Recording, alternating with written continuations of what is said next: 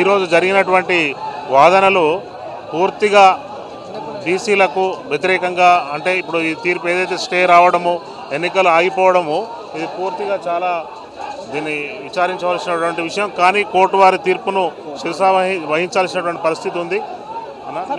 Reason ఏం చెప్తుంది court stay ఇవ్వడానికి రీజన్ ఏంటి? ఈ రోజు 2 రోజుల నుంచి జరుగుతున్న ఈ బీసీ రిజర్వేషన్ 42% లోకల్ బాడీ ఎలక్షన్ల పైన నిన్న పిటిషనర్ తరఫున ఆర్గ్యుమెంట్స్ జరిగాయండి. ఈరోజు గవర్నమెంట్ తరఫున ఏజీ గారు అలాగే రవికుమార్ వర్మ గారు ఆన్లైన్లో దానిపైన రెస్పాండెంట్ తరఫున ప్రతివాదన వినిపించారు. ప్రతివాదనలు విన్న తర్వాత చీఫ్ జస్టిస్ గారు ధర్మాసనం ఏం చెప్పారంటే ఇది ఇంటర్లాకేటరీ స్టేజ్లోనే ఉంది, ఫైనల్ ఆర్గ్యుమెంట్ స్టేజ్లో లేదు. కాబట్టి ఏదైతే GOMS నంబర్ 9ని 42% లోకల్ బాడీ ఎలక్షన్స్లో బీసీలకు రిజర్వేషన్ ఇచ్చే దాన్ని స్టే చేస్తూ 4 వారాలకు స్టే చేశారు.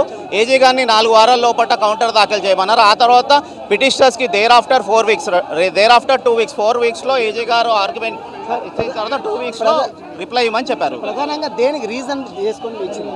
ఇప్పటికీ రీజన్ అయితే ఏమి చెప్పలేదు. హైకోర్టు వారు 4 వారాల పాటు నోటీస్కి ఇచ్చి 1 వారం 2 వారాల వరకు స్టే చేయడం జరిగింది.